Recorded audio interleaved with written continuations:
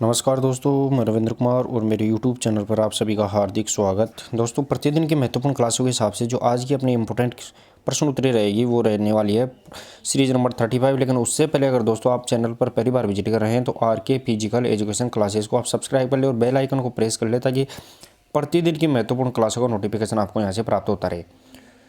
दोस्तों, आज संडे को महामैराथन रहेगा और लगभग अपन यहाँ पे 70 से 80, ध्यान रखना दोस्तों, 70 से 80 क्वेश्चन अपन यहाँ पे करने वाले हैं। और वो रहेंगे दोस्तों आज की प्रश्नोत्तरी में मसल्स से यानी मांसपेशियों से संबंधित प्रश्न इंपॉर्टेंट रहेंगे दोस्तों। तो क्लास को एक बार शेयर और लाइक जरूर कर दे दोस्तों सभी अपने अपने ग्रुपों में। फिर अपन यहाँ पे प्रश्नोत्तरी करने वाले हैं। और दोस्तों यहाँ पे 1-2 दिन के अंदर अपन थ्योरी की क्लास फिर से वापस चालू करने वाले हैं, क्योंकि कुछ समय में व्यस्त था, यानी किसी काम में बिजी रहने के कारण अपन सुबह मॉर्निंग की थ्योरी की क्लास नहीं कर पा रहे हैं। लेकिन वो भी 1-2 दिन में स्टार्ट कर देंगे जल्दी। तो प्रश्न नंबर 1 रहेगा दोस्तों, और उससे पहले अगर चालू करते हैं तो आप क्लास को शेयर और लाइक जरूर कर दें एक बार। और आज की जो यहाँ पे सीरीज रहने वाली है वो रहेगी दोस्तों यहाँ पे सीरीज नंबर 35। ध्यान रखना है दोस्तों, यहाँ पे आज की सीरीज रहेगी वो रहेगी सीरीज नंबर 35। और दोस्तों आज से पहले अगर आपने सीरीज़ों को नहीं देखा है तो आप प्ले लिस्ट, ध्यान रखना है दोस्तों, यहाँ पर प्ले लिस्ट में जाकर कंप्लीट वीडियो, आप प्ले लिस्ट में जाके कंप्लीट वीडियो देख सकते हैं। लगभग 170 के लगभग क्लास कंप्लीट हो चुकी है। तो आप कंप्लीट क्लासों को आप प्ले लिस्ट में जाकर आसानी से अपनी तैयारी शानदार कर सकते हैं। क्लास को शेयर और लाइक कर दिया होगा दोस्तों आपने। और पहला और इम्पोर्टेंट क्वेश्चन देखते हैं दोस्तों, वो रहने वाला है यहाँ पे प्रश्न नंबर 1। प्रश्न नंबर 1 देखिए दोस्तों, प्रश्न नंबर 1 रहेगा दोस्तों, वो रहने वाला है यहाँ पे मानव शरीर में कितनी मांसपेशी होती है। दोस्तों जो मानव शरीर है इसके अंदर कितनी मसल्स होती है, मांसपेशियाँ होती है, वो अपने को यहाँ पे बताना है। प्रश्न नंबर 1 का सही आंसर रहेगा दोस्तों, वो रहने वाला है मानव शरीर में जो मांसपेशी होती है वो 650 यानी 650 तक होती है। वैसे अपन देखते हैं वो 639 मांसपेशियाँ देखते हैं। तो यहाँ पे इसका सही आंसर निकल के आएगा दोस्तों, वो लगभग 650 मांसपेशियाँ रहेगी दोस्तों। नेक्स्ट और अगला प्रश्न नंबर 2 देखिए दोस्तों। प्रश्न नंबर 2 रहेगा दोस्तों, वो रहने वाला है यहाँ पे मानव शरीर में मांसपेशियों का भार कितना प्रतिशत होता है। दोस्तों यहाँ पे मानव शरीर है, इसके अंदर जो मांसपेशियों का वेट होता है, भार होता है, वो कितना प्रतिशत होता है, ये अपने को यहाँ पे बताना है। 60 से 65, 65 70, 70 75 या फिर 40 से 45। मानव शरीर में मांसपेशियों का भार कितना प्रतिशत होता है। प्रश्न नंबर 2 और जो सही आंसर रहेगा दोस्तों प्रश्न नंबर 2 का, वो रहने वाला है 40 से 45% होता है वो मांसपेशियों का वेट या भार शरीर के अंदर होता है। नेक्स्ट और अगला प्रश्न नंबर 3 देखिए दोस्तों। प्रश्न नंबर 3 रहेगा दोस्तों, वो रहने वाला है यहाँ पे शरीर की सबसे लंबी मांसपेशी कौन सी होती है, यानी शरीर की सबसे लंबी मांसपेशी पूछी गई है वो कौन सी होती है, वो अपने को यहाँ पे बताना है। शरीर की सबसे लंबी मांसपेशी स्टेपिनोल, डेल्टोइड, एडक्टर या फिर सार्टोरियस। दोस्तों शरीर की सबसे लंबी मांसपेशी जिसे अपन टेलर मसल्स के नाम से भी जानते हैं, ध्यान रखना है दोस्तों, इसे अपन टेलर मसल्स के नाम से भी जानते हैं। तो सही आंसर रहेगा दोस्तों प्रश्न नंबर 3 का, वो रहने वाला है सार्टोरियस है, वो शरीर की सबसे लंबी मांसपेशी होती है। ध्यान रखना सबसे लंबी, जिसे अपन टेलर मसल्स के नाम से भी जानते हैं। और दोस्तों क्लास को शेयर ज़्यादा से ज़्यादा करते रहे। प्रश्न नंबर 4 देखिए। नेक्स्ट प्रश्न रहेगा वो रहेगा दोस्तों यहाँ पे प्रश्न नंबर 4, मानव शरीर को आकार कौन देता है। दोस्तों जो मानव शरीर है इसको आकार देने का काम यानी स्ट्रक्चर कौन करता है, वो अपने को यहाँ पे बताना है। हड्डियाँ, नसें, मांसपेशियाँ या फिर शरीर के बाल। आकार देने का काम, ध्यान रखना है दोस्तों, आकार पूछा गया है वो अपने को यहाँ पे बताना है। दोस्तों 2 प्रकार होता है, एक शरीर को आकार देने का कार्य करता है और एक शरीर को ढांचा देने का कार्य। ढांचा मतलब उसको खड़ा करने का कार्य। तो ढांचा देने का कार्य वो यहाँ पे हड्डियाँ करती है, लेकिन आकार देने का कार्य वो मांसपेशियाँ करती है, यानी मसल्स है वो शरीर को आकार या रूप प्रदान करती है। नेक्स्ट और अगला प्रश्न नंबर 5। प्रश्न नंबर 5 देखिए दोस्तों। प्रश्न नंबर 5 रहेगा दोस्तों यहाँ पे मांसपेशी कितने प्रकार की होती है। दोस्तों जो मसल्स होती है वो कितने प्रकार की होती है, यानी टाइप ऑफ मसल है वो कितने प्रकार की रहेगी दोस्तों। स्वैच्छिक मांसपेशी अथवा रेखित, अनैच्छिक अथवा समतल मांसपेशी, हृदय मांसपेशी या फिर उपरोक्त सभी। दोस्तों वॉलेंट्री, इनवॉलेंट्री और कार्डियक मसल्स, अपन अगर इसको देखें तो यहाँ पे इसे अपन वॉलेंट्री, इसको इनवॉलेंट्री और यहाँ पे कार्डियक मसल्स के नाम से जानते हैं। तो वॉलेंट्री, इनवॉलेंट्री और कार्डियक मसल्स यानी मसल के जो प्रकार होते हैं वो प्रश्न नंबर 5 का सही आंसर रहेगा दोस्तों। यहाँ पे उपरोक्त सभी तीनों प्रकार की मसल्स होती है। मसल्स तीन ही प्रकार की होती है दोस्तों। यहाँ पे ऐच्छिक, अनैच्छिक, हृदय यानी वॉलेंट्री, इनवॉलेंट्री और कार्डियक मसल्स के नाम से जानी जाती है। नेक्स्ट और अगला प्रश्न नंबर 6। प्रश्न नंबर 6 देखिए दोस्तों। प्रश्न नंबर 6 रहेगा दोस्तों, वो रहने वाला है अगला इंपॉर्टेंट क्वेश्चन। मांसपेशियों के अध्ययन को क्या कहते हैं दोस्तों। जो मांसपेशियां हैं, मसल्स है यानी स्टडी ऑफ मसल्स है, वो क्या कहलाती है वो अपने को यहाँ पे बताना है। मांसपेशियों का अध्ययन क्या कहलाता है दोस्तों। मैं आपको बताऊं, ऑस्टियोलॉजी किसे कहते हैं तो हड्डियों के अध्ययन को ध्यान रखना है दोस्तों। हड्डियों के अध्ययन को ऑस्टियोलॉजी। फिजियोलॉजी तो अपन ने एनाटॉमी और फिजियोलॉजी जानते हैं, ये शरीर क्रिया विज्ञान कहलाती है। शरीर क्रिया विज्ञान फिजियोलॉजी। साइकोलॉजी अपन जानते हैं मनोविज्ञान के नाम से जानी जाती है। तो सही आंसर निकल के आएगा प्रश्न नंबर 6 का, वो रहेगा दोस्तों यहाँ पे मायोलॉजी। ये मसल्स को अपन मायोलॉजी कहते हैं। नेक्स्ट और अगला प्रश्न नंबर 7 देखे दोस्तों। प्रश्न नंबर 7, एक बार मैं इसको सेट कर लेता हूँ दोस्तों। प्रश्न नंबर 7 रहेगा अगला इंपॉर्टेंट क्वेश्चन। प्रश्न नंबर 7 देखे दोस्तों, वो रहने वाला है यहाँ पे शरीर की मांसपेशियाँ। ध्यान रखना है दोस्तों, यहाँ पे शरीर की मांसपेशियाँ किसकी कमी से कमज़ोर हो जाती है वो अपने को यहाँ पे बताना है। यानी जो शरीर की मसल्स है, मांसपेशियाँ है, वो किसकी कमी से कमज़ोर हो जाती है। पोटेशियम, कैल्शियम, सल्फर या मैग्नीशियम। चलिए दोस्तों, प्रश्न नंबर 7 का जो सही आंसर रहेगा दोस्तों, वो रहने वाला है शरीर की जो मसल्स होती है, मांसपेशियाँ होती है, वो पोटेशियम की कमी से कमज़ोर हो जाती है। यानी शरीर के अंदर अगर पोटेशियम की कमी हो जाती है तो मांसपेशियाँ कमज़ोर हो जाएगी। और दोस्तों यहाँ पे शरीर में कैल्शियम की कमी हो जाती है तो उससे अपन हड्डियाँ कमज़ोर हो जाती है, वो अपने को फैक्ट याद भी रखना है। नेक्स्ट और अगला प्रश्न नंबर 8 देखिए दोस्तों। प्रश्न नंबर 8 रहेगा दोस्तों, यहाँ पे एक्टिन एवं मायोसिन का संबंध किससे होता है दोस्तों। यहाँ पे एक्टिन और मायोसिन है, ये इसका संबंध किससे होता है दोस्तों। एक्टिन और मायोसिन क्या होते हैं सबसे पहले मैं आपको बता दूँ। तो एक्टिन और मायोसिन ये दो प्रोटीन होते हैं, लेकिन इसका संबंध किससे होता है। हड्डियों से, रक्त से, एंजाइम से, मांसपेशियों से। प्रश्न नंबर 8 सही आंसर रहेगा दोस्तों। यहाँ पे ये मांसपेशियों से संबंध होता है, यानी एक्टिन और मायोसिन प्रोटीन होता है वो मसल से संबंधित होता है, जो मांसपेशियों को संकुचित और परकुचित, ध्यान रखना है दोस्तों, संकुचित और परकुचित यानी उनको फैलाने और संकुचन करने का कार्य करते हैं। और दोस्तों क्लास को शेयर ज़्यादा से ज़्यादा करते रहिए आप, क्लास को शेयर करने में कमी ना रखिए। प्रश्न नंबर 9 रहेगा दोस्तों। नेक्स्ट अगला इंपॉर्टेंट क्वेश्चन। प्रश्न नंबर 9 देखिए दोस्तों। मानव शरीर में बॉक्सर मसल्स वो किसे कहते हैं। यानी मानव शरीर में बॉक्सर मसल्स के नाम से किसे जानते हैं। सार्टोरियम, स्टेपिनोल, सेरेटस एंटीरियर या डेल्टोइड। दोस्तों यहाँ पे बॉक्सर मसल्स किसे कहते हैं वो अपने को यहाँ पे बताना है। तो दोस्तों जो ये अपनी गर्दन होती है और ये पीछे का भाग होता है दोस्तों, ये पीछे के भाग के यहाँ पे जो मसल्स पाई जाती है वो यहाँ पे ध्यान रखना है, बॉक्सर मसल्स होती है, जिसे अपन प्रश्न नंबर 9 का सही आंसर रहेगा दोस्तों। यहाँ पे सेरेटस एंटीरियर है, उसे अपन बॉक्सर मसल्स के नाम से जानते हैं। नेक्स्ट और अगला प्रश्न नंबर 10। प्रश्न नंबर 10 देखिए दोस्तों। प्रश्न नंबर 10 रहेगा दोस्तों, वो रहने वाला है यहाँ पे शरीर में थकान किसका परिणाम होता है दोस्तों। जो शरीर है इसके अंदर जो थकान आ जाती है वो किसका परिणाम होती है वो अपने को यहाँ पे बताना है। यानी फटीग आ जाती है वो किसके कारण आती है। HCl जिसे अपन हाइड्रोक्लोरिक अम्ल बोलते हैं, एंजाइम, डेंड्रोइड या फिर दुग्ध अम्ल जिसे अपन लैक्टिक अम्ल के नाम से जानते हैं। और क्लास को भी ज़्यादा से ज़्यादा शेयर करते रहिए दोस्तों, आप शेयर और लाइक में कमी ना रखिए।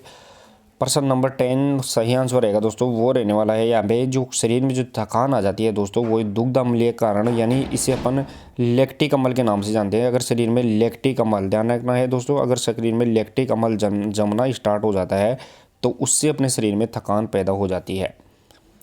नेक्स्ट और अगला प्रश्न नंबर 11 देखें दोस्तों। प्रश्न नंबर 11 रहेगा दोस्तों, निम्न में से शरीर की सबसे मजबूत मांसपेशी कौन सी होती है वो अपने को यहाँ पे बताना। सबसे मजबूत मांसपेशी कौन सी होती है। गैस्ट्रोनियमिस, रेक्टस फेमोरिस, सोलियस मसल्स या फिर कै और खे दोनों। प्रश्न नंबर 11 में पूछा गया है दोस्तों वैसे शरीर की सबसे मजबूत मांसपेशी देखें तो वो जबड़े की मसल्स अपने को मिलती है। जबड़े की मसल जिसे अपन मैंडिबुल के नाम से जानते हैं, मैंडिबुल। लेकिन अकॉर्डिंग टू ऑप्शन देखें, अपन ऑप्शन के हिसाब से देखें तो शरीर की सबसे मजबूत मांसपेशी गैस्ट्रोनिमिस जो पिंडली में होती है, साथ ही में सोलेस मसल्स जो तलवे के अंदर पाई जाती है। तो सही आंसर रहेगा दोस्तों यहाँ पे ध्यान रखना है, वो कै और ख घे दोनों रहेंगे, यानी गैस्ट्रोनिमस जो पिंडली में और सोलेस जो पैर के तलवे में पाई जाती है। तो सही आंसर रहेगा दोस्तों यहाँ पे कै और घे दोनों, या इसके शरीर की मजबूत मांसपेशी होती है। नेक्स्ट और अगला प्रश्न नंबर 12 देखिए दोस्तों। प्रश्न नंबर 12 रहेगा दोस्तों यहाँ पे, मानव शरीर में थ्रोइंग मसल किसे कहते हैं, यानी थ्रोइंग यानी फेंकने वाली, फेंकने के काम में आती है, वो मसल्स कौन सी है, वो अपने को यहाँ पे बताना है। थ्रोइंग मसल्स किसे कहते हैं? Pectoralis major, deltoid biceps, latissimus dorsi. दोस्तों थ्रोइंग मसल्स किसे कहते हैं? और दोस्तों क्लास को शेयर करते रहे दोस्तों, क्लास को शेयर करके आप 50 से ज़्यादा लाइव की संख्या पूछाने की कोशिश करें। कल का जो अपना रिकॉर्ड था वो 38 यानी 38 लाइव तक था। आज अपने को 50 से ज़्यादा लाइव पहुंचाना है। तो एक बार सभी अपने अपने यहाँ पे टेलीग्राम, फेसबुक और व्हाट्सअप जितने भी ग्रुप है उन पे एक बार ज़रूर शेयर करें। और आज 50 से ज़्यादा लाइव की संख्या अपने को पहुँचानी है। तो आसानी से कर सकते हो दोस्तों, आप 50 से ज़्यादा लाइव की कोशिश करें एक बार। प्रश्न नंबर 12 और सही आंसर रहेगा दोस्तों वो रहने वाला है यहाँ पे, मानव शरीर में जो थ्रोइंग मसल्स होती है वो यहाँ पे latissimus dorsi, sorry pectoralis major, ये पेक्टोरियलिस मेजर होती है। और दोस्तों ये कहाँ पाई जाती है? तो जो अपना छाती का पोर्शन होता है ये अपनी गर्दन होती है, और ये अपना जो छाती का पोर्शन होता है सामने जो पेक्टोरियलिस मेजर जो मांसपेशी पाई जाती है। साथ ही में दोस्तों डेल्टोइड मांसपेशी भी थ्रोइंग मसल्स में आती है, लेकिन इंपॉर्टेंट मांसपेशी यहाँ पे पेक्टोरियलिस मेजर रहेगी दोस्तों। नेक्स्ट और अगला प्रश्न नंबर 13। प्रश्न नंबर 13 देखिए दोस्तों, मानव शरीर में रोइंग स्यूमर मसल्स किसे कहते हैं? दोस्तों यानी रोइंग यानी रस्से पर चढ़ने वाली, या फिर स्यूमर यानी तैराकी में काम आने वाली। ध्यान रखना है, रोइंग यानी रस्से के ऊपर चढ़ाई करने में, और जो स्यूमर है वो तैराकी यानी तैराकी में काम आने वाली मसल्स कौन सी होती है? Adductor muscles, solace, deltoid, latissimus dorsi. चलिए दोस्तों प्रश्न नंबर 13 का सही आंसर बताना है और क्लास को भी शेयर करते रहना है दोस्तों। प्रश्न नंबर 13 सही आंसर रहेगा दोस्तों वो रहने वाला है, मानव शरीर में रोइंग यानी रस्से पे, अगर रस्सी पे ऊपर चढ़ाई करते हैं, रस्सी के ऊपर चढ़ाई करते हैं, उस पे काम आने वाली मांसपेशी।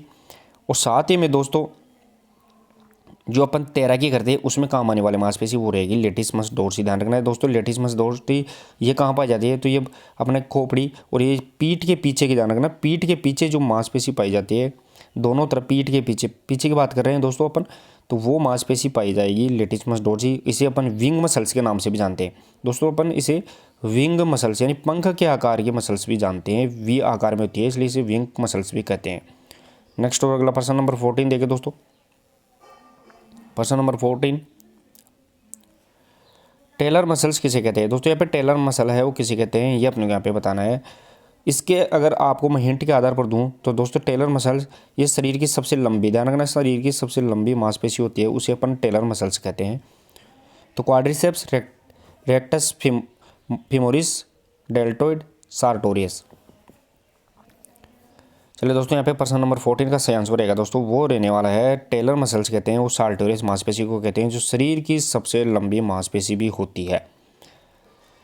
और दोस्तों ये कहाँ पाई जाती है? सबसे पहले तो मैं बता दूँ ये जांग के अंदर पाई जाती है। ध्यान रखना, जो हिप यानी कूल्हे का पोर्शन होता है उसमें जांग के चारों तरफ, ध्यान रखना दोस्तों, जांग में चारों तरफ ये लिपटी हुई होती है, तो ये जांग के अंदर पाई जाती है। नेक्स्ट और अगला प्रश्न नंबर 15। प्रश्न नंबर 15 देखिए दोस्तों, मलखंभ या फिर राइडर मांसपेशी किसे कहते हैं वो अपने को यहाँ पे बताना है। मलखंभ या राइडर, यानी मलखंभ का मतलब होता है दोस्तों जो कुश्ती में सबसे ज़्यादा काम आती है, और राइडर यानी चढ़ाई में सबसे ज़्यादा काम आती है, वो अपने को यहाँ पे बताना है। मलखंभ या राइडर मसल्स किसे कहते हैं, मांसपेशी किसे कहते हैं? प्रश्न नंबर 15 सही आंसर रहेगा दोस्तों। यहाँ पे एडेक्टर मांसपेशी होती है वो मलखंभ या राइडर में काम आती है। और एडेक्टर मसल्स कहाँ होती है दोस्तों? ये भी पीठ में यानी बगल होती है, आर्म पिट होती है, इस आर्म पिट के नीचे होती है एडेक्टर मांसपेशी। नेक्स्ट और अगला प्रश्न नंबर 16 देखिए दोस्तों। प्रश्न नंबर 16, लिफ्टर मांसपेशी किसे कहते हैं दोस्तों? यानी लिफ्टर यानी वेट उठाने के जो काम आती है वो लिफ्टर मांसपेशी है, ये किसे कहते हैं ये अपने को यहाँ पे बताना है। Pectoralis, deltoid muscles, latissimus dorsi, या फिर एडेक्टर मसल्स। दोस्तों यहाँ पे लिफ्टर मसल्स किसे कहते हैं वो अपने को यहाँ पे बताना है। प्रश्न नंबर 16 का सही आंसर रहेगा दोस्तों वो डेल्टोइड मांसपेशी को अपन लिफ्टर मसल्स के नाम से जानते हैं, क्योंकि दोस्तों जो ये खिलाड़ी होता है, मान लो ये खिलाड़ी है और इसके ये पैर है और इसके ये हाथ है। इस पर जो वेट उठाता है दोस्तों ये लिफ्टर मसल्स के रूप में कार्य करता है। तो वो अपने को कौन सी मांसपेशी काम करेगी? डेल्टोइड। और डेल्टोइड कहाँ पाई जाती है दोस्तों? तो डेल्टोइड कंधे के अंदर पाई जाती है। जो कंधे की मांसपेशी होती है वो डेल्टोइड होती है। नेक्स्ट और अगला प्रश्न नंबर 17 देखें दोस्तों। प्रश्न नंबर 17, और क्लास को शेयर करते रहे दोस्तों, क्लास को शेयर करने में कमी ना रखिए आप। प्रश्न नंबर 17 देखें दोस्तों। यहाँ पे पेक्टोरलिस मेजर मांसपेशी कहाँ स्थित होती है वो अपने को यहाँ पे बताना है। पेक्टोरलिस मेजर मांसपेशी होती है वो कहाँ होती है? सीने के पास, जांघ में, हाथ में, कमर में। चलो दोस्तों, प्रश्न नंबर 17 आपको समझ में आ गया होगा। पेक्टोरलिस मेजर मांसपेशी है दोस्तों, ये अपने गर्दन है, गर्दन का ये अपना खोपड़ी है, गर्दन का पोर्शन। और जो ये सामने की तरफ छाती होती है दोस्तों, अब सामने की बात कर रहे हैं अपन, तो सामने की तरफ जो छाती होती है दोनों तरफ ये स्टर्नम हड्डी होती है, इसके दोनों तरफ यहाँ पे पेक्टोरलिस मेजर मांसपेशी दोनों तरफ पाई जाती है। तो सही आंसर रहेगा दोस्तों, सीने के पास में पेक्टोरलिस मेजर मांसपेशी पाई जाएगी। नेक्स्ट और अगला प्रश्न नंबर 18। प्रश्न नंबर 18 देखिए दोस्तों। आगे की ओर झुकने में कौन सी मांसपेशी संकुचित होती है? दोस्तों पे अगर आगे की ओर अपन फॉरवर्ड बेंडिंग करते हैं तो उसमें कौन सी मांसपेशी संकुचित होगी? Biceps, deltoid, triceps, rectus, abdominis. Important रहेगा दोस्तों। आगे की तरफ मान लो ये कोई व्यक्ति है, ये खड़ा है, मान लो इस टाइम में खड़ा है, अब तो ये खड़ा है, लेकिन जैसे ही ये आगे झुकता है, मान लो ये आगे की तरफ झुक गया, ये कोई व्यक्ति आगे की तरफ झुक गया, अब इसका जो झुकने पे जो मांसपेशी है वो कौन सी कार्य करेगी? तो दोस्तों अपने को ध्यान है, ये झुकाव के अंदर यहाँ पे झुकाव आ रहा है, ये पेट की मांसपेशी कार्य करेगी, जिसे अपन रेक्टस एब्डोमिनस के नाम से जानते हैं। सही आंसर रहेगा दोस्तों यहाँ पे रेक्टस एब्डोमिनस। नेक्स्ट और अगला प्रश्न नंबर 19 देखे दोस्तों। प्रश्न नंबर 19 रहेगा दोस्तों, वो रहेगा काफ मसल्स। ध्यान रखना है दोस्तों, यहाँ पे काफ मांसपेशी का वैज्ञानिक नाम क्या है? यानी काफ मसल्स है, इसका वैज्ञानिक नाम क्या है वो अपने को यहाँ पे बताना है। गैस्ट्रोनियमस, क्वाड्रिसेप्स, डेल्टोइड, एडक्टर। दोस्तों काफ मसल्स कहाँ पाई जाती है? तो मैं आपको बताऊँ, ये अपना पैर का पोर्शन होता है, ये पैर, और ये अपना पटेला वाला भाग आ गया, फिर ये नीचे का पैर आ गया, और ये अपना यहाँ पे पैर का भाग बन जाता है। तो ये पैर का जो घुटने, ये घुटना है, इसके नीचे ये वाला ये पैर का पोर्शन होता है, इसमें पीछे की तरफ पिंडली की तरफ काफ मसल्स पाई जाती है। तो प्रश्न नंबर 19 का जो सही आंसर रहेगा दोस्तों वो रहेगा गैस्ट्रोनियम। इसको अपन काफ मसल्स के नाम से जानते हैं। अगर पहले जो सबसे ज़्यादा ध्यान रखना है, कुत्ता है दोस्तों, कुत्ता पकड़ता है वो पैर की इसी मसल्स को सबसे ज़्यादा पकड़ता है, यानी गैस्ट्रोनियमस मांसपेशी को पकड़ेगा। नेक्स्ट और अगला प्रश्न नंबर 20। प्रश्न नंबर 20 देखिए दोस्तों। प्रश्न नंबर 20 रहेगा दोस्तों, बाइसेप्स मांसपेशी कहाँ स्थित होती है? बाइसेप्स मांसपेशी है वो कहाँ स्थित है ये अपने को यहाँ पे बताना है दोस्तों। बाइसेप मांसपेशी है वो कहाँ स्थित होती है? टांग में, सिर में, ऊपरी अंग के, हाथ के पास या पेट में? दोस्तों ये अपना हाथ वाला पोर्शन है, मान लो ये अपना अपर आर्म है, और ये अपना कोहनी वाला भाग हो गया, ये लोअर आर्म हो गया, और ये अपना यहाँ पे हाथ का पोर्शन आ जाता है आगे। तो दोस्तों और ये अपना कंधे से जुड़ी हुई होती है मांसपेशी आगे जाके, ये कंधे का भाग आ गया, कंधे वाला। तो यहाँ पे बाइसेप्स मांसपेशी कहाँ होती है? तो सामने की तरफ दोस्तों, अपर आर्म में सामने की तरफ बाइसेप्स होती है, और पीछे की तरफ होती है वो ट्राइसेप्स मांसपेशी होती है पीछे की तरफ। तो सामने की तरफ कौन सी? बाइसेप्स रहेगी दोस्तों। तो प्रश्न नंबर 20 का जो सही आंसर रहेगा दोस्तों वो रहेगा ऊपरी अंग के हाथ के पास में रहती है वो बाइसेप्स मांसपेशी रहेगी दोस्तों। नेक्स्ट और अगला प्रश्न नंबर 21। प्रश्न नंबर 21 देखिए दोस्तों। प्रश्न नंबर 21 रहेगा दोस्तों, यहाँ पे डेल्टोइड मांसपेशी कहाँ स्थित होती है वो अपने को यहाँ पे बताना है। डेल्टोइड मांसपेशी है वो कहाँ स्थित होती है? डेल्टोइड मांसपेशी जिसे अपन किस नाम से जानते हैं? उसे अपन लिफ्टर मसल्स के नाम से ध्यान रखना है दोस्तों, इसे अपन लिफ्टर मसल्स भी कहते हैं डेल्टोइड को। ये कहाँ स्थित होती है वो अपने को यहाँ पे बताना है। टांग में, कंधे में, सीने में, कमर में। प्रश्न नंबर 21 सही आंसर रहेगा दोस्तों। कंधे के अंदर जो मांसपेशी पाई जाती है वो डेल्टोइड मांसपेशी पाई जाती है दोस्तों। जो कंधा होता है अपना, ये कंधे वाला पोर्शन, मान लो ये हाथ, ऊपर का हाथ, ये कोहनी, और ये नीचे वाला हाथ हो जाता है, तो ये कंधे से जुड़ी हुई होती है। यहाँ कंधे के अंदर जो मांसपेशी पाई जाती है वो डेल्टोइड मांसपेशी रहेगी दोस्तों। नेक्स्ट और अगला प्रश्न नंबर 22। और क्लास को शेयर करने में कमी ना रखें दोस्तों। प्रश्न आपके लिए इंपॉर्टेंट लाए जा रहे हैं, लेकिन आप क्लास को शेयर करने में कमी रखते हैं, तो क्लास को ज़्यादा से ज़्यादा शेयर करते रहे, और 50 से ज़्यादा एक बार लाइव जरूर पहुँचाए दोस्तों। प्रश्न नंबर 22 रहेगा दोस्तों, कौन सी मांसपेशी, ध्यान रखना है दोस्तों यहाँ पे, कौन सी मांसपेशी ह्यूमरस हड्डी के पीछे होती है। दोस्तों ह्यूमरस हड्डी होती है उसके पीछे होती है, वो अपने को यहाँ पे बताना है।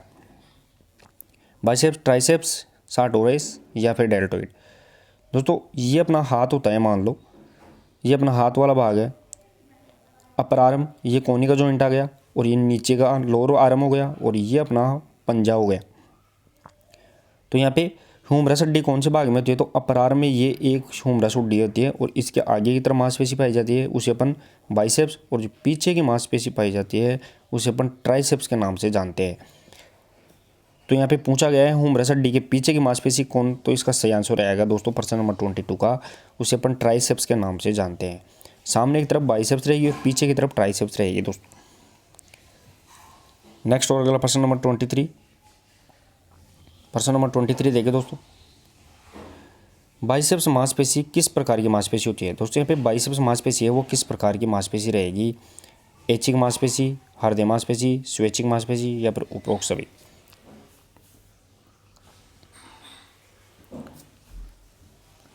दोस्तों यहाँ पे बाइसेप्स मांसपेशी है वो कैसी रहेगी, यानी अपनी इच्छा से काम करेगी या स्वयं काम करेगी, वो अपने को यहाँ पे अनुमान लगाना है, दिमाग लगाना है दोस्तों, कि अपनी दिमाग से काम करती है या खुद स्वयं करती है। तो ध्यान रखना है दोस्तों, जो बाइसेप्स मांसपेशी है वो अपने हाथ में पाई जाती है, अपर आर्म में, और ये अपनी इच्छा से अपन उठाते हैं तभी काम करती है। तो ये स्वैच्छिक मांसपेशी रहेगी दोस्तों, यानी अपनी इच्छा से काम करेगी, वॉलेंट्री मसल्स रहेगी दोस्तों। नेक्स्ट और अगला प्रश्न नंबर 24। प्रश्न नंबर 24 देखिए दोस्तों, मांसपेशियों की ताकत यानी एक्शन पोटेंशियल, ध्यान रखना है एक्शन पोटेंशियल की बात कर रहे हैं। तो मांसपेशियों की ताकत किस यंत्र के द्वारा मापी जाती है, वो अपने को यहाँ पे बताना है। एक्शन पोटेंशियल की बात की जा रही है दोस्तों यहाँ पे मांसपेशियों की ताकत, तो इसका मापन है वो किस यंत्र के द्वारा किया जाता है, वो अपने को यहाँ पे बताना है। इलेक्ट्रोमायोग्राफी, डायनेमोमीटर, गोनियोमीटर या पेडोग्राफ। दोस्तों पेडोग्राफ होता है, इससे अपन फ्लैट फुट का मापन करते हैं, ध्यान रखना है फ्लैट फुट का मापन पेडोग्राफ से। इलेक्ट्रोग्राफ इससे ईसीजी से संबंधित होता है। और प्रश्न नंबर जो 24 का जो सही आंसर रहेगा दोस्तों वो रहने वाला है यहाँ पे, मांसपेशियों की जो ताकत है इसका मापन यहाँ पे किससे करते हैं।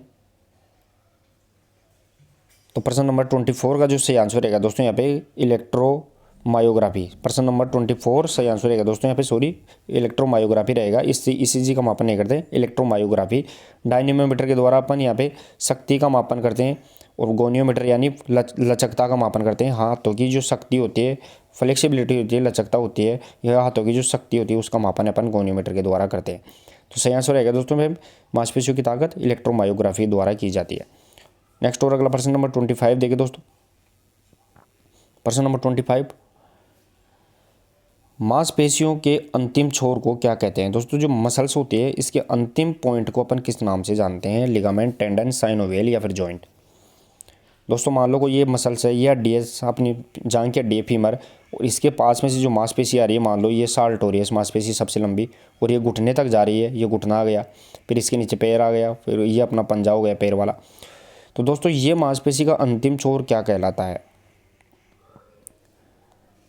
प्रश्न नंबर 25 का जो सही आंसर रहेगा दोस्तों, मांसपेशी का जो अंतिम छोर होता है उसे अपन टेंडन के नाम से जानते हैं। ध्यान रखना दोस्तों टेंडन, और टेंडन क्या करता है, तो टेंडन मांसपेशी को, ध्यान रखना है, हड्डी से जोड़ने का काम करता है, यानी मसल्स टू बोन का कार्य करता है, वो यहाँ पे टेंडन करता है। नेक्स्ट और अगला प्रश्न नंबर 26 देखिए दोस्तों, क्लास को भी शेयर करते रहे दोस्तों आप ज़्यादा से ज़्यादा। प्रश्न नंबर 26, रेखित मांसपेशी कौन सी पेशियाँ होती है। दोस्तों यहाँ पर रेखित मांसपेशी होती है वो कौन सी होती है, वो अपने को यहाँ पे बताना है। अनैच्छिक पेशी, हृदय पेशी या ऐच्छिक या उपरोक्त सभी। दोस्तों रेखित मांसपेशी बोल सकते हैं, या फिर इसे अपन ऐच्छिक मांसपेशी बोल सकते हैं, अनैच्छिक को अपन अरेखित बोल सकते हैं, और हृदय को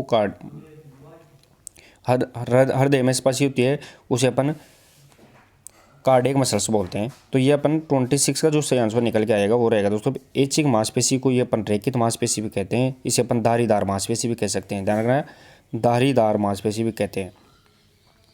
तो ये इसके अन्य नाम होते हैं, साथ ही में इसे वॉलेंट्री मसल्स भी कहते हैं, वॉलेंट्री मसल्स भी अपन इसे कहते हैं।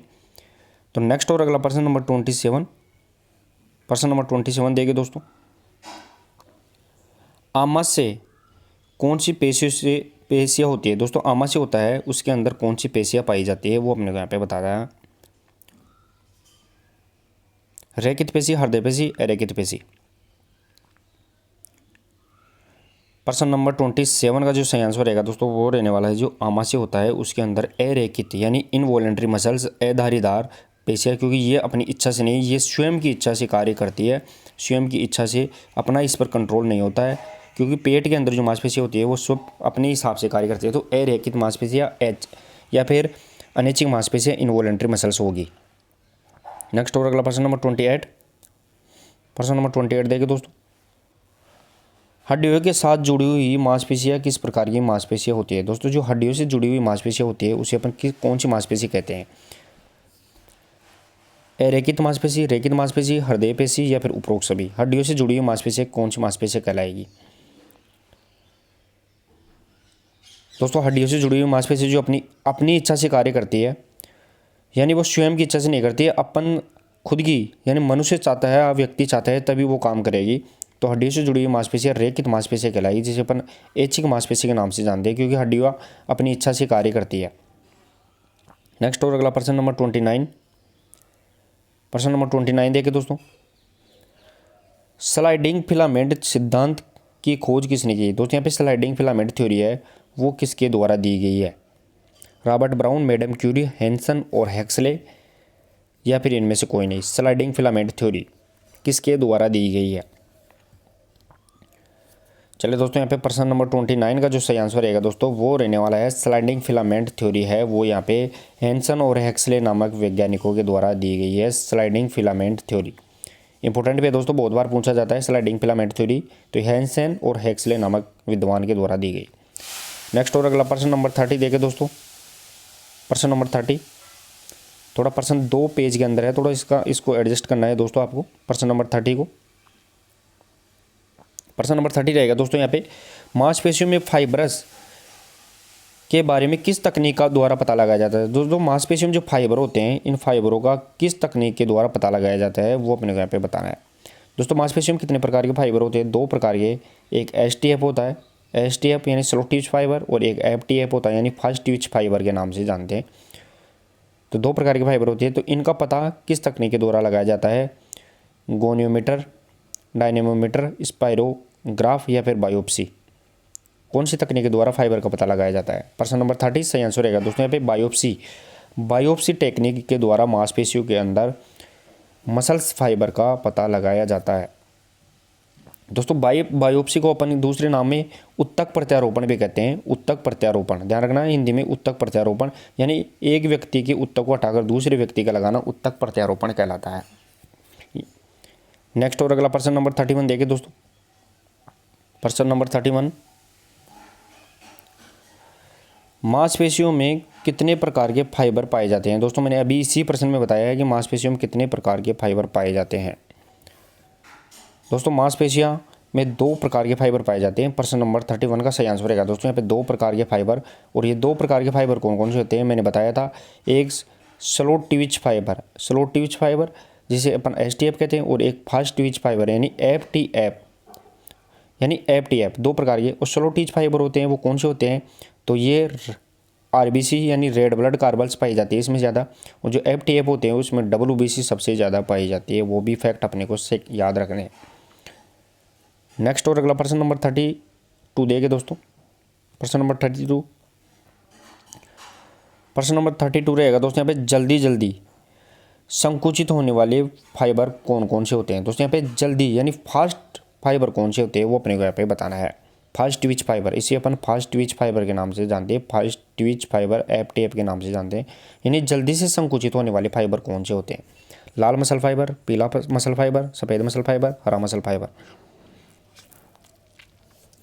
चलो दोस्तों यहाँ पे प्रश्न नंबर 32 का सही आंसर रहेगा दोस्तों, मैंने बता भी दिया था कि FTF वो है वो WBC यानी वाइट मसल फाइबर कहलाते हैं, सफ़ेद फाइबर कहलाते हैं, जिसमें WBC सबसे ज़्यादा होती है, उसमें सफ़ेद मसल फाइबर ज़्यादा, जो तेज़ गति की क्रियाओं में कार्य करते हैं।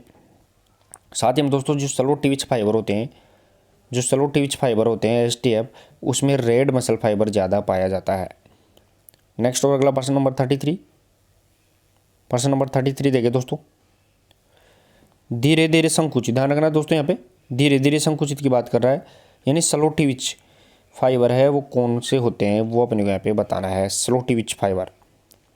दोस्तों अपन ने फास्ट ट्विच फाइबर देख लिया है। फास्ट ट्विच फाइबर कौन से होते हैं, तो वो सफ़ेद फाइबर फास्ट ट्विच फाइबर होते हैं। लेकिन यहाँ पे धीरे धीरे का मतलब है लाल फाइबर उसमें सबसे ज़्यादा पाया जाएगा। प्रश्न नंबर 33 का सही आंसर हो गया दोस्तों। यहाँ पे लाल मसल फाइबर होते हैं उसे अपन स्लो ट्विच फाइबर के नाम से जानते हैं, जो धीरे धीरे गति की या सहन शक्ति की क्रियाओं में कार्य करता है। नेक्स्ट और अगला प्रश्न नंबर 34। प्रश्न नंबर 34 देखिए दोस्तों,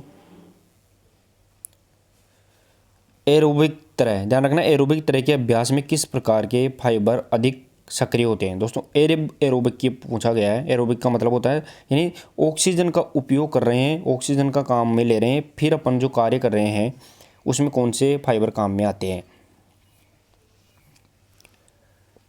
सफ़ेद, पीला, लाल या फिर उपरोक्त सभी। प्रश्न नंबर 34 में रहेगा दोस्तों, जिन श्वसन यानी ऑक्सीजन लेते हुए कोई कार्य कर रहे हैं तो उसमें स्लो ट्विच फाइबर पाया जाएगा, जिसे अपन लाल फाइबर के नाम से जानते हैं। उसे अपन स्लो ट्विच फाइबर भी कहते हैं क्योंकि इसमें ऑक्सीजन आराम से अपने को मिल रही है। नेक्स्ट और अगला प्रश्न नंबर 35 देखिए दोस्तों। प्रश्न नंबर 35 रहेगा दोस्तों पे, एनारोबिक तरह के अभ्यास किस तरह के मसल फाइबर अधिक पाए जाते हैं या सक्रिय होते हैं, जिसमें ऑक्सीजन अपन काम में बहुत कम लेते हैं, ऐसे में कौन से फाइबर पाया जाएगा। यानी फास्ट ट्विच फाइबर FTF बोलते हैं दोस्तों। इसमें अपन ऑक्सीजन का उपयोग बहुत कम करते हैं, इतनी फास्ट काम करते हैं, तो कौन से फाइबर को अपन फास्ट ट्विच फाइबर कहते हैं जो एनारोबिक क्रियाओं में काम आता है। प्रश्न नंबर 35 का सही आंसर रहेगा दोस्तों। यहाँ पे सफ़ेद मसल्स फाइबर को अपन एनारोबिक यानी अनाक्सीकृत क्रियाओं में सबसे ज़्यादा कार्य करता है, वो एनारोबिक रहेगा दोस्तों, सफ़ेद मसल फाइबर रहेगा। नेक्स्ट और अगला प्रश्न नंबर 36। प्रश्न नंबर 36 देखिए दोस्तों, इंस्टेंट सोर्स ऑफ एनर्जी किसे कहते हैं। दोस्तों यहाँ पे तुरंत ऊर्जा देने के लिए कौन कार्य करता है, जिसे अपन इंस्टेंट एनर्जी ऑफ सोर्स यानी तुरंत ऊर्जा, ध्यान रखना है दोस्तों, तुरंत ऊर्जा देने के लिए इंस्टेंट एनर्जी बोलते हैं। तो ये कौन सा कार्य करता है, कौन ऊर्जा देता है, ADP, ATP, ATC या PTC। दोस्तों मैं आपको अगर थोड़ा सा हिंट भी दूं तो माइटोकॉन्ड्रिया किस में ऊर्जा को किस रूप में संग्रहित करता है। माइटोकॉन्ड्रिया है वो किस रूप में ऊर्जा को संग्रहित करके रखता है, और फिर अपने को वो कोशिका को जरूरत पड़ती है ऊर्जा की तो वापस ऊर्जा देता है तोड़कर वापस, तो वो पावर हाउस कहलाता है किसका, कोशिका का। तो किस रूप में ऊर्जा इकट्ठा करता है, तो वो ATP के रूप में करता है, एडिनोसिन ट्राइफॉस्फेट के। ध्यान रखना दोस्तों, ATP की फुल फॉर्म भी एडिनोसिन ट्राइफॉस्फेट के नाम से जानी जाती है। तो ये तुरंत ऊर्जा देता है, इंस्टेंट एनर्जी ऑफ सोर्स कहलाता है। नेक्स्ट और अगला प्रश्न नंबर 37 देखिए दोस्तों। प्रश्न नंबर 37, मांसपेशी कोशिका किस प्लाज्मा मेम्ब्रेन की द्वारा घिरी होती है। यानी मांसपेशी है वो किस कोशिका कला से घिरी हुई होती है, वो अपने को यहाँ पे बताना है दोस्तों। यानी मसल्स होती है उसके ऊपर कौन सी परत पाई जाती है, या मांसपेशी है और इसके ऊपर कौन सी परत पाई जाती है जिसके द्वारा ये जुड़ी हुई होती है, वो अपने को यहाँ पे बताना है। मेम्ब्रेन, मसल मेम्ब्रेन, सार्कोलीमा, या उपरोक्त में से कोई नहीं। प्रश्न नंबर 37 सही आंसर रहेगा दोस्तों। मांसपेशी है वो सार्कोलीमा झिल्ली के द्वारा गिरी हुई होती है, ध्यान रखना है, सार्कोलीमा। नेक्स्ट और अगला प्रश्न नंबर 38। प्रश्न नंबर 38 देखिए दोस्तों, मांसपेशी कोशिका के जीव द्रव्य को क्या कहते हैं। दोस्तों यहाँ पे मांसपेशी कोशिका के जीव द्रव्य को अपन क्या कहते हैं। दूसरी बात में अगर मैं बताऊं तो मांसपेशी की कोशिका को अपन क्या कहते हैं, वो अपने को यहाँ पे बताना है। मांसपेशी कोशिका के जीव द्रव्य को क्या कहते हैं, एक्टोप्लाज्म, प्रोटोप्लाज्म, मायोप्लाज्म या सार्कोप्लाज्म। दोस्तों सबसे पहले मैं आपको बता दूं कि मांसपेशी की इकाई क्या कहलाती है, तो मांसपेशी की कोशिका कहलाती है सार्कोलीमा। ध्यान रखना है, मांसपेशी की एक कोशिका सार्कोलीमा, और इसके अंदर जो द्रव्य पाया जाता है वो रहेगा दोस्तों यहाँ पे सार्कोप्लाज्म। सार्कोप्लाज्म, जिस प्रकार कोशिका द्रव्य पाया जाता है प्रोटोप्लाज्म, उसी प्रकार सार्कोप्लाज्म रहेगा दोस्तों। नेक्स्ट और अगला प्रश्न देखिए दोस्तों 39। प्रश्न नंबर 39, और क्लास को शेयर करने में आप दोस्तों आप कम ही रख रहे हैं, क्लास को शेयर ज़्यादा से ज़्यादा करें। सार्कोप्लाज्म में पाए जाने वाले तंतु को क्या कहते हैं। दोस्तों जो सार्कोप्लाज्म में जो तंतु पाए जाते हैं उसे अपन क्या कहते हैं, वो अपने को यहाँ पे बताना है। दोस्तों सबसे पहले तो इसके 3 प्रश्न बन गए। मांसपेशी की कोशिका क्या कहलाती है, तो वो सार्कोलीमा कहलाती है। मांसपेशी की कोशिका सार्कोलीमा, और सार्कोलीमा के अंदर कौन सा द्रव्य पाया जाता है, तो वो सार्कोप्लाज्म पाया जाता है। अब यहाँ पूछा है जो सार्कोप्लाज्म है वो पाए जाने वाले तंतु कौन से होते हैं, इसके अंदर कौन से तंतु पाए जाते हैं। तो प्रश्न नंबर 39 का सही आंसर रहेगा दोस्तों, वो रहने वाला है यहाँ पे मायोफाइबिल तंतु सार्कोप्लाज्म के अंतर्गत पाए जाते हैं। यानी देखा जाए तो सबसे पहले मायोफाइबिल, उससे बनती है सार्कोप्लाज्म, और फिर बनती है सार्कोलिमा यानी कोशिका, मांसपेशी की कोशिका बन जाती है मायोफाइबिल। नेक्स्ट और अगला प्रश्न नंबर 40 देखें दोस्तों। प्रश्न नंबर 40 एक बार मैं सेट कर लेता हूँ दोस्तों वापस से। प्रश्न नंबर 40 देखें दोस्तों। प्रश्न नंबर 40 रहेगा दोस्तों, वो रहने वाला है यहाँ पे मांसपेशियों में एक्टिन और मायोसिन तंतु किस पोषक तत्व के बने हुए होते हैं। दोस्तों शुरू में भी प्रश्न आया था कि मांसपेशियों के अंदर जो एक्टिन और मायोसिन तंतु है ये किसके बने हुए होते हैं, वो अपने को यहाँ पे बताना है। पहले भी बताया था दोस्तों मैंने कि मांसपेशियों के अंदर एक्टिन और मायोसिन पाया जाता है, जो मसल्स को क्या करता है, संकुचित और प्रकुंचित यानी संकुचित और प्रकुंचित करने का कार्य करता है, उसको कॉन्स्ट्रक्शन और रिट्रैक्शन करने का कार्य करता है। तो दोस्तों यहाँ पे प्रश्न नंबर 40 का जो सही आंसर रहेगा दोस्तों, वो रहने वाला है जो एक्टिन और मायोसिन है ये प्रोटीन होते हैं जो कोशिका के मांसपेशी के अंदर पाए जाने वाले तंतु होते हैं। नेक्स्ट और अगला प्रश्न नंबर 41। प्रश्न नंबर 41 देखिए दोस्तों, ग्लाइकोलाइसिस, ध्यान रखना है दोस्तों यहाँ पे ग्लाइकोलाइसिस की प्रक्रिया है वो कितने एटीपी होते हैं, ग्लाइकोलाइसिस की प्रक्रिया में कितने एटीपी होते हैं वो अपने को यहाँ पे बताना है। 4, 2, 8, 6। ग्लाइकोलाइसिस की प्रक्रिया में कितने एटीपी होते हैं, यानी एटीपी किस में ऊर्जा तोड़ के देते हैं, तो वो एडीपी, ध्यान रखना है दोस्तों, एडीपी में ऊर्जा वापस देते हैं और संग्रह एटीपी में करता है। तो प्रश्न नंबर 41 का सही आंसर रहेगा दोस्तों, वो रहने वाला है यहाँ पे 2, ध्यान रखना है दोस्तों, दो अणु होते हैं, यानी ग्लाइकोलाइसिस की प्रक्रिया होती है उसमें एटीपी, कितने एटीपी होते हैं, तो एटीपी के 2 अणु इसके अंदर रहेंगे दोस्तों।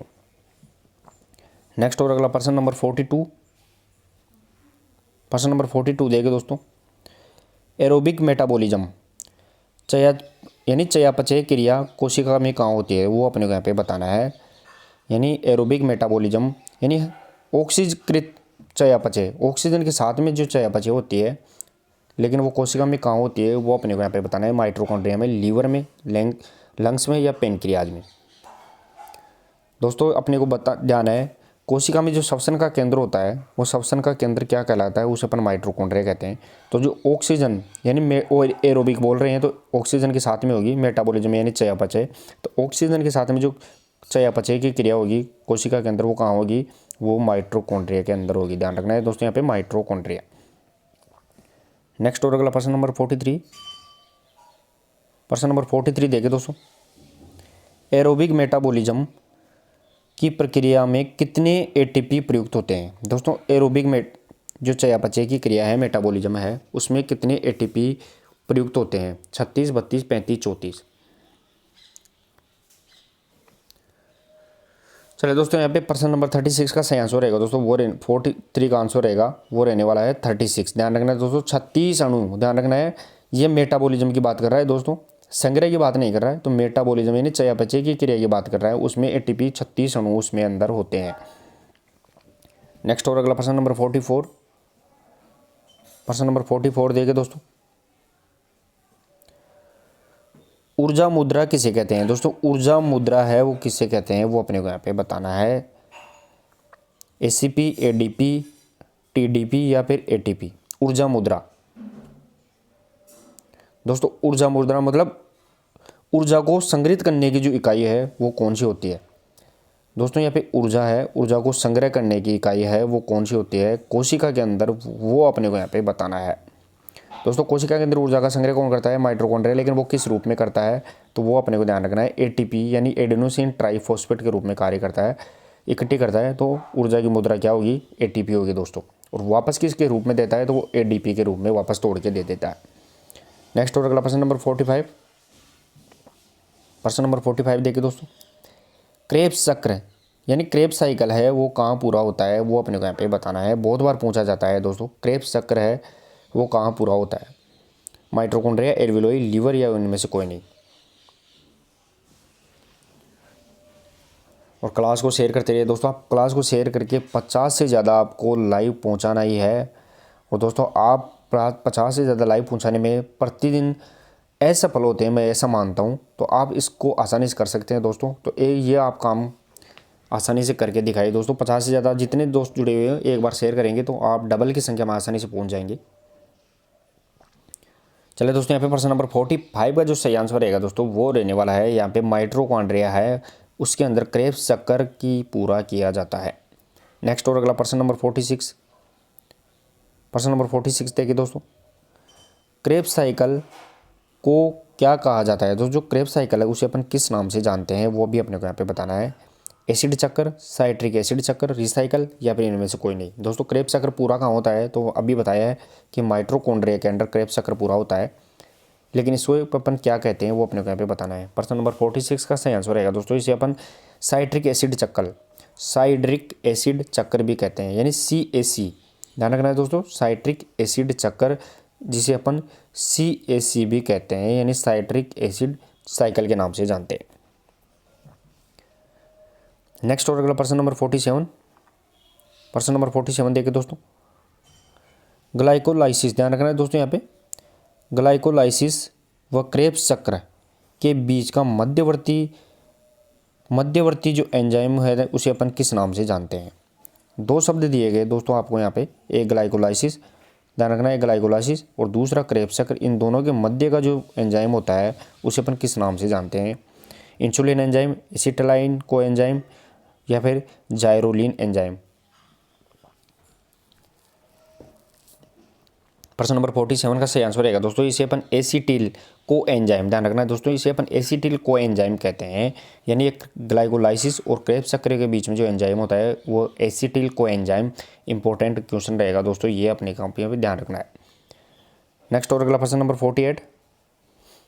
प्रश्न नंबर 48 देखिए दोस्तों, ग्लूकोज के पाइरूविक अम्ल में बदलने की प्रक्रिया क्या कहलाती है। ध्यान रखना है दोस्तों, यहाँ पे ग्लूकोज है वो पाइरूविक अम्ल के अंदर बदल जाता है, तो वो प्रक्रिया क्या कहलाती है। माइलोसिस, एक्टोसिस, लाइसिस या फिर ग्लाइकोसिस। ग्लूकोज के पाइरूविक अम्ल में बदलने की प्रक्रिया क्या कहलाती है। प्रश्न नंबर 48 का सही आंसर रहेगा दोस्तों, वो रहेगा ग्लाइकोलाइसिस है, वो यहाँ पे प्रक्रिया कहलाएगी। यानी ग्लूकोज है वो किस में बदल गया, पाइरूविक अम्ल के अंदर बदल गया, तो वो ग्लाइकोलाइसिस की प्रक्रिया हो गई। नेक्स्ट और अगला प्रश्न नंबर 49। प्रश्न नंबर 49 देखिए दोस्तों, प्रश्न नंबर 49 रहेगा दोस्तों, यहाँ पे ATP को पूर्ण रूप में क्या कहते हैं। दोस्तों ATP है, बार बार अपन ATP के रूप में बात कर रहे हैं, इसका पूर्ण रूप क्या कहलाता है वो अपने को यहाँ पे बताना है। दोस्तों मैंने बताया था ATP है वो ऊर्जा का संग्रह, माइटोकॉन्ड्रिया किसके रूप में, ATP के रूप में ऊर्जा को इकट्ठी करता है और वापस तोड़ के ADP के रूप में देता है। ध्यान रखना है दोस्तों, ADP के रूप में तोड़ के वापस ऊर्जा देता है। तो ATP की फुल फॉर्म अपने को बतानी है। प्रश्न नंबर 49 और सही आंसर रहेगा दोस्तों यहाँ पे एडेनोसिन ट्राइफॉस्फेट होता है, वो अपने को यहाँ पे ATP की फुल फॉर्म रहेगी, जो ऊर्जा के रूप में 36 अणु में संग्रह करता है और संग्रह के रूप में 2 अणु के रूप में ये संग्रह होता है, वो भी अपने को यहाँ पे ध्यान रखना है। नेक्स्ट और अगला प्रश्न नंबर 50। प्रश्न नंबर 50 देखिए दोस्तों, प्रश्न नंबर 50 रहेगा, प्रश्न नंबर 50 देखिए दोस्तों, थोड़ा सा इसमें मिस्टेक आ गई, एक बार मैं सेट कर लेता हूँ वापस से इसको। प्रश्न नंबर 50 देखिए दोस्तों, यहाँ पे ATP किस प्रकार ऊर्जा देता है। दोस्तों यहाँ पे ATP है वो किस प्रकार ऊर्जा देता है वो अपने को यहाँ पे बताना है। ATP किस प्रकार देगा, यानी मैंने बताया था दोस्तों ATP किस प्रकार तोड़ के ऊर्जा देता है, वो अपने को यहाँ पे पहले ही ध्यान रखना है। दोस्तों मैंने बताया था ATP ऊर्जा किस में होती है, वो ATP के रूप में इकट्ठी होती है, फिर वो तोड़ के वापस ADP, मैंने बताया था ADP के रूप में देता है, और ADP में भी फॉस्फेट, ध्यान रखना है, फॉस्फेट का एक अणु देता है जो क्या करता है, एनर्जी देता है। तो यहाँ पे सही आंसर निकल के आ गया दोस्तों, वो रहेगा दोस्तों इसका सही आंसर, यानी ATP किस में तोड़ेगा, ADP में, और फॉस्फेट का एक अणु रहेगा और वो अपने को यहाँ पे एनर्जी के रूप में देगा। नेक्स्ट और अगला प्रश्न नंबर 51। प्रश्न नंबर 51 देखिए दोस्तों, प्रश्न नंबर 51 रहेगा दोस्तों, यहाँ पे पाचन, ध्यान रखना है, पाचन के बाद ऊर्जा का स्थानांतरण कौन करता है। दोस्तों यहाँ पे शरीर के अंदर जो पच जाती है, इस पाचन के बाद ऊर्जा का स्थानांतरण यानी उसको ट्रांसफर करने का कार्य कौन करता है, वो अपने को यहाँ पे बताना है।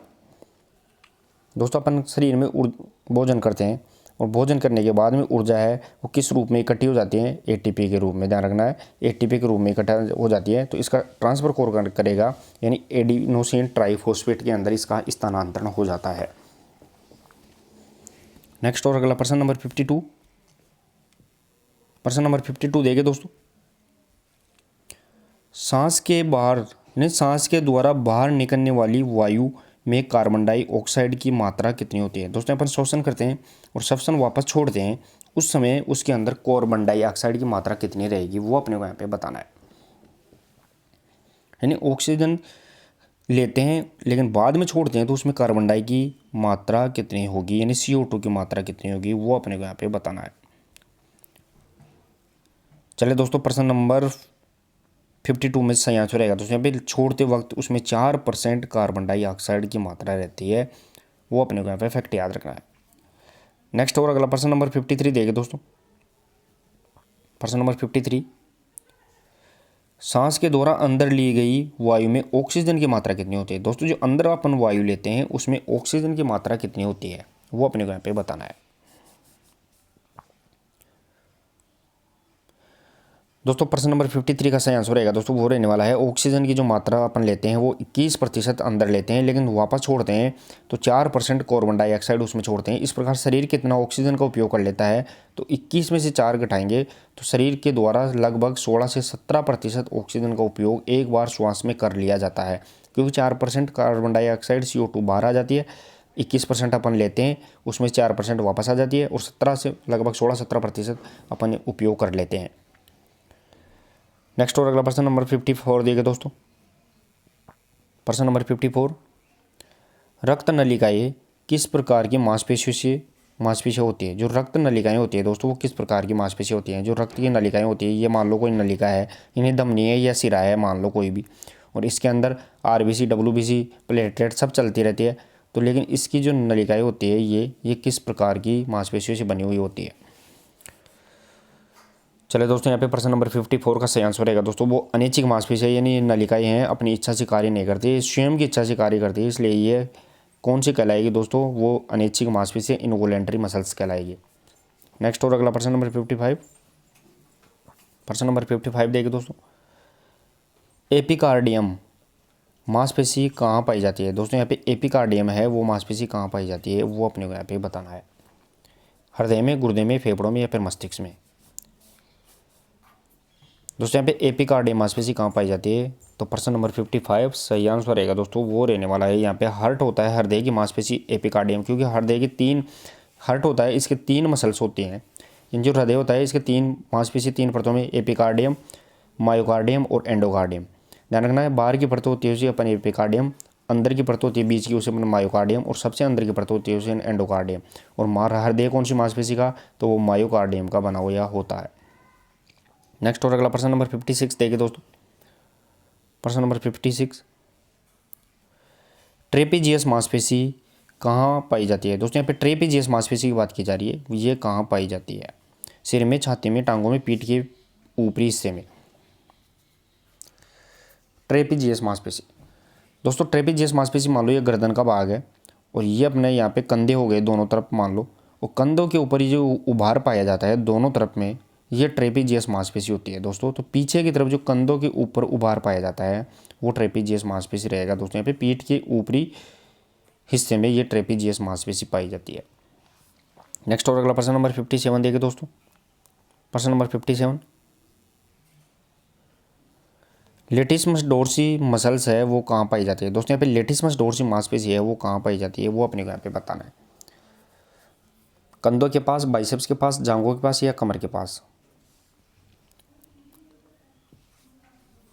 दोस्तों लेटिसमस डोर्सी मांसपेशी की बात की जा रही है।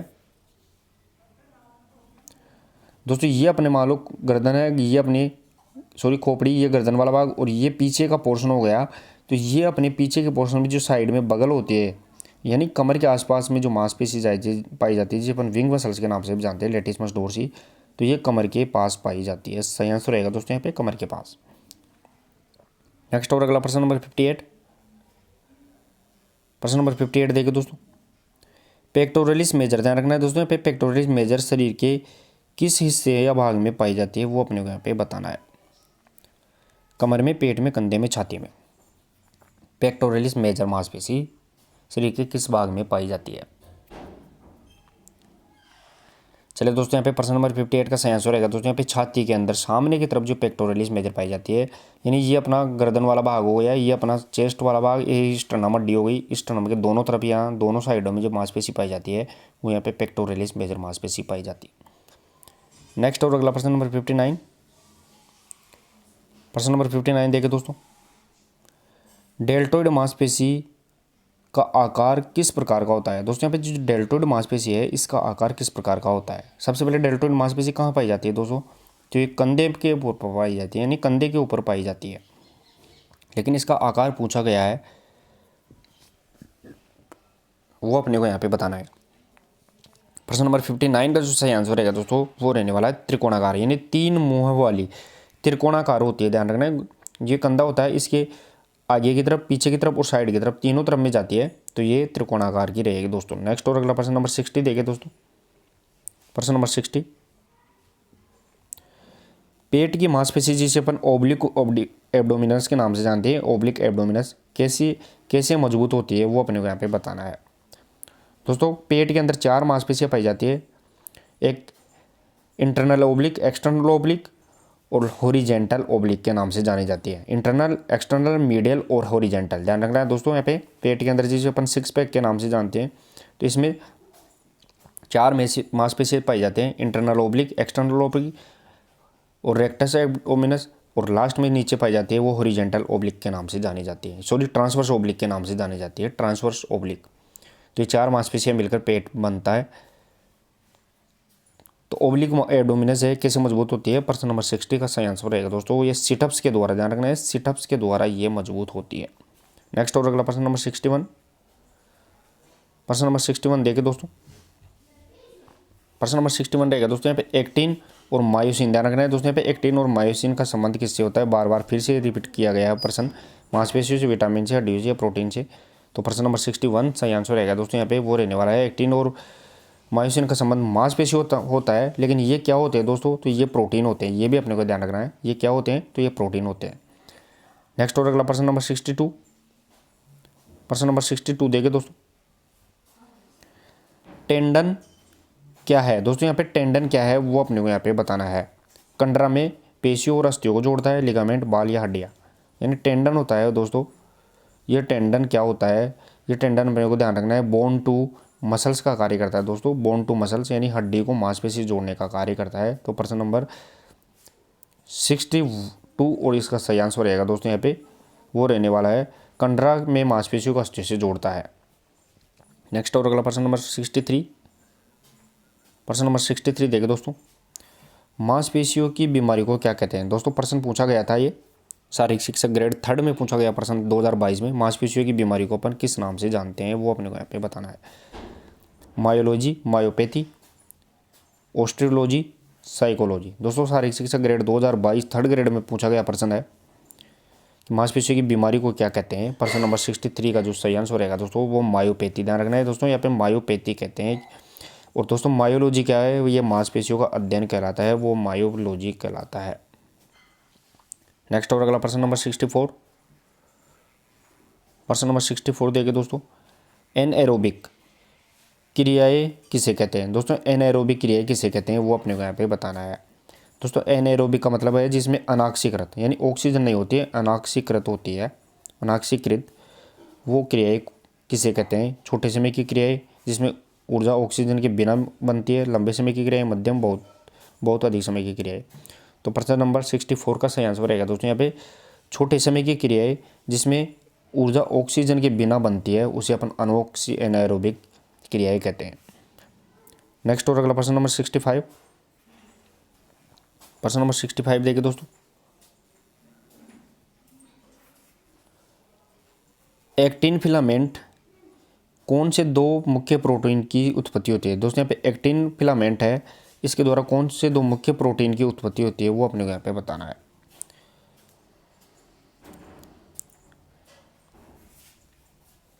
दोस्तों 2 प्रकार के मांसपेशियों में 2 प्रकार के प्रोटीन पाए जाते हैं, एक एक्टिन और दूसरा मायोसिन। अब दोस्तों जो एक्टिन होता है इसके भी दो प्रकार के प्रोटीन होते हैं, वो कौन से होते हैं? तो प्रश्न नंबर 65 का सही आंसर रहेगा दोस्तों यहाँ पे वो दो प्रकार के प्रोटीन ट्रोपोनिन और ट्रोपोमायोसिन। ध्यान रखना दोस्तों यहाँ पे ट्रोपोनिन और ट्रोपोमायोसिन ये किसके भाग होते हैं? ये एक्टिन के भाग होते हैं। नेक्स्ट और अगला प्रश्न नंबर 66। प्रश्न नंबर 66 देखिए दोस्तों, किस मसल्स फाइबर में माइटोकॉन्ड्रिया की मात्रा अधिक पाई जाती है? यानी कौन सी मसल्स फाइबर है जिसमें सबसे ज़्यादा माइटोकॉन्ड्रिया की मात्रा पाई जाती है? Fast Twitch fibre, slow Twitch fibre या मीडियम ट्विच फाइबर, उपरोक्त सभी।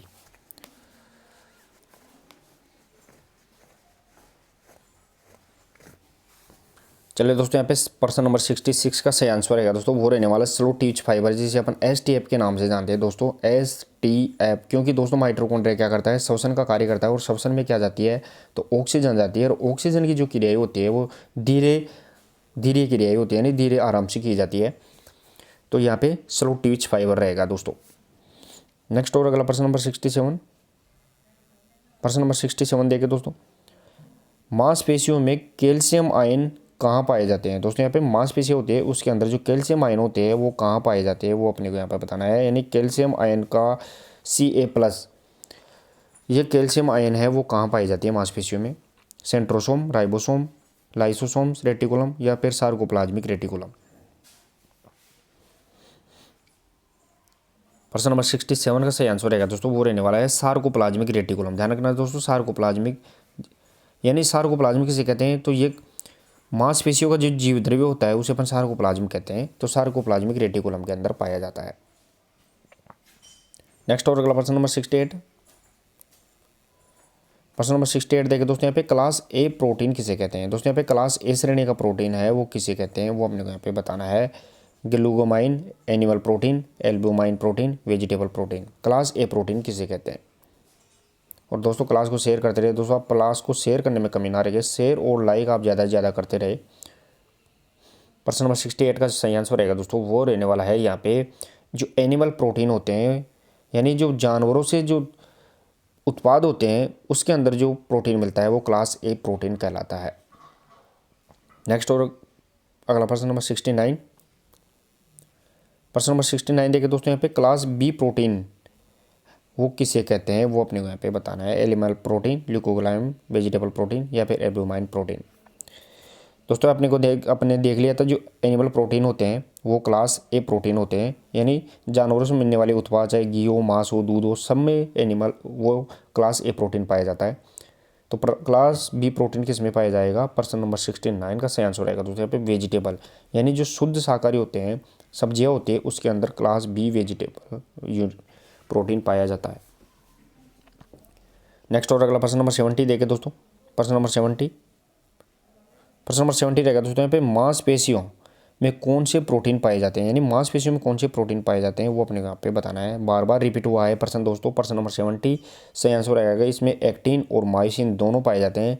यानी मांसपेशियों में कौन से प्रोटीन? एक्टिन और मायोसिन। और एक्टिन के भी दो भाग होते हैं, ट्रोपोनिन और ट्रोपोमायोसिन, दोनों अपने को ये भी याद रखने हैं।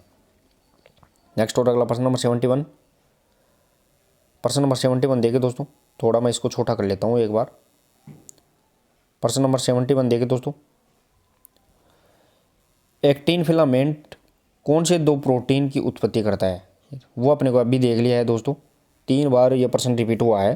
तो एक्टिन फिलामेंट है ये कौन से दो प्रोटीन की उत्पत्ति करता है? ट्रोपोनिन और ट्रोपोमायोसिन। ध्यान रखना दोस्तों, प्रश्न नंबर 71 का सही आंसर रहेगा दोस्तों यहाँ पे ट्रोपोनिन और ट्रोपोमायोसिन है, ये एक्टिन फिलामेंट के द्वारा उत्पाद दो प्रोटीन होते हैं।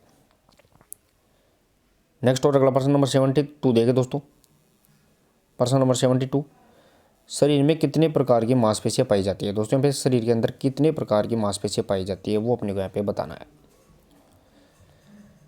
दोस्तों शरीर में 3 प्रकार की मांसपेशियां, प्रश्न नंबर 72 का सही आंसर रहेगा दोस्तों यहाँ पे 3 प्रकार की मांसपेशियां है, जिसे अपन ऐच्छिक, अनैच्छिक, ध्यान रखना है दोस्तों, अनैच्छिक और हृदय मांसपेशी के नाम से जानते हैं, यानी वॉलेंट्री, इनवॉलेंट्री और कार्डियक मसल्स के नाम से इसे अपन जानते हैं। नेक्स्ट और अगला प्रश्न नंबर 73। प्रश्न नंबर 73 देखिए दोस्तों, मांसपेशी की सबसे ऊपरी परत को क्या कहते हैं? दोस्तों जो मांसपेशी की सबसे ऊपरी परत होती है उसे अपन क्या कहते हैं वो अपने को यहाँ पे बताना है। एपिमाइसिस, पेरीमाइसिस, एंडोमाइसिस। दोस्तों मांसपेशी की भी 3 ही परत होती है, जो मसल्स होते हैं इस मसल्स की 3 परतें होती हैं। तो सबसे ऊपर की परत होती है वो क्या कहलाती है, अंदर की परत, बीच की, और जो लास्ट की परत होती है वो क्या कहलाती है, वो अपने को यहाँ पे बताना है। तो सबसे ऊपर की परत प्रश्न नंबर 73 का सही आंसर रहेगा दोस्तों एपिमाइसिस कहलाती है। सबसे ऊपर की परत एपिमाइसिस, इसके बाद में पेरीमाइसिस और लास्ट में एंडोमाइसिस के नाम से जानी जाती है। नेक्स्ट और अगला प्रश्न नंबर 74। प्रश्न नंबर 74 देखिए दोस्तों, मांसपेशी की अंदरूनी परत को क्या कहते हैं, यानी मांसपेशी की अंदरूनी परत को अपन क्या कहते हैं वो अपने को यहाँ पे बताना है। यानी बाहर की परत को तो अपन ने एपिमाइसिस के नाम से जाना है, लेकिन अंदरूनी परत को अपन किस नाम से जानेंगे। प्रश्न नंबर 74 का सही आंसर रहेगा दोस्तों, इसे अपन एंडोमाइसिस के नाम से जानते हैं। सही आंसर रहेगा दोस्तों यहाँ पे एंडोमाइसिस। नेक्स्ट और अगला प्रश्न नंबर 75। प्रश्न नंबर 75 देखिए दोस्तों, जॉइंट के पास 2 हड्डियों को जोड़ने वाले तंतु को क्या कहते हैं। दोस्तों यहाँ पे जॉइंट के पास ध्यान रखना है, 2 हड्डियों को जोड़ने वाले तंतु, यानी बोन टू बोन, ध्यान रखना है दोस्तों यहाँ पे बोन टू बोन को जोड़ने वाले तंतु है, उसे अपन किस नाम से जानते हैं। दोस्तों टेंडन होता है वो बोन टू मसल्स, ध्यान रखना है B2M, यानी बोन टू मसल्स को जोड़ता है, लेकिन जॉइंट के पास में 2 हड्डियों को जोड़ने के लिए प्रश्न नंबर 75 का सही आंसर रहेगा दोस्तों, यानी लिगामेंट कहते हैं, यानी हड्डी को हड्डी से जोड़ने वाला, बोन टू बोन जोड़ने वाला लिगामेंट रहेगा दोस्तों। नेक्स्ट और अगला प्रश्न नंबर 76। प्रश्न नंबर 76 देखिए दोस्तों, थकान की अवस्था, ध्यान रखना है मांसपेशियों में कौन सा एसिड इकट्ठा हो जाता है, यानी थकान की स्थिति में कौन सा एसिड या अम्ल शरीर के अंदर इकट्ठा हो जाता है, जिसे अपन दुग्ध अम्ल, ध्यान रखना है दोस्तों इसे अपन दुग्ध अम्ल के नाम से भी जानते हैं। तो थकान की स्थिति में शरीर के अंदर कौन सा अम्ल इकट्ठा हो जाता है, प्रश्न नंबर 76 सही आंसर रहेगा दोस्तों यहाँ पे लैक्टिक एसिड अम्ल, जिसे अपन दुग्ध अम्ल के नाम से जानते हैं। अगर ये थकान बन जाता है, अगर शरीर के अंदर मांसपेशियों के अंदर ये इकट्ठा होता है तो तुरंत अपने थकान आ जाती है। नेक्स्ट और अगला प्रश्न नंबर 77 देखिए दोस्तों, प्रश्न नंबर 77, टेलर मसल्स किसे कहते हैं। दोस्तों ये भी रिपीट हुआ है, टेलर मसल्स है वो किसे कहते हैं वो अपने को यहाँ पे बताना है। जो शरीर की सबसे लंबी मांसपेशी होती है उसे अपन टेलर मसल्स के नाम से जानते हैं। तो सही आंसर रहेगा दोस्तों प्रश्न नंबर 77 का सार्टोरियस को अपन टेलर मसल्स के नाम से जानते हैं। नेक्स्ट और आज की प्रश्नोत्तरी का लास्ट प्रश्न नंबर 78 देखिए दोस्तों, प्रश्न नंबर 78 लास्ट प्रश्न रहेगा दोस्तों, शारीरिक व्यायाम से मांसपेशियों पर क्या प्रभाव पड़ता है वो अपने को यहाँ पे देना बताना है, यानी एक्सरसाइज के द्वारा मांसपेशियों पर क्या प्रभाव पड़ता है वो अपने को यहाँ पे बताना है। यह किसी भी संबंधित कार्यों को करने के लिए सक्षम होती है, इसका तात्पर्य मांसपेशियाँ मजबूत व लचीली हो जाती है, मांसपेशियों में ऐंठन आ जाती है, कै व ख दोनों या उपरोक्त में से कोई नहीं। तो प्रश्न नंबर 78 का सही आंसर रहेगा दोस्तों वो होने वाला है, इसमें ऐंठन आ जाती है, ये गलत है, यानी ये प्रश्न नंबर 78 का आंसर रहने वाला है। तो दोस्तों यहाँ पे 78 प्रश्नों का एनालिसिस किया, कितना स्कोर आप कर पाए हैं वो कमेंट बॉक्स में शेयर करिए, और क्लास अच्छी लगी हो तो दोस्तों आप शेयर और लाइक, ध्यान रखना है वो करके जरूर जाए। और दोस्तों PDF आपको जल्द ही इंपॉर्टेंट क्वेश्चनों की PDF भी आपको उपलब्ध करवा दी जाएगी, तो आप चैनल से जुड़े रहिए। आपको उपलब्ध इंपॉर्टेंट क्वेश्चन भी आपको लगभग यहाँ से 500 से, ध्यान रखना है दोस्तों 500 से 1000 इंपॉर्टेंट क्वेश्चन आपको उपलब्ध करवाए जाएंगे, जिसमें से लगभग 90 से 100%, ध्यान रखना है 90 से 95% प्रश्न आपको सीधे सीधे मिलने वाली है, सिर्फ वो करंट अफेयर्स के अलावा जो शारीरिक शिक्षक भर्ती 2022 थर्ड ग्रेड के अंदर भी अपने को यहाँ पे देखने को मिले थे। तो मिलते हैं दोस्तों कल एक इंपॉर्टेंट प्रश्नोत्तरी के साथ, तब तक के लिए धन्यवाद, थैंक यू सो मच।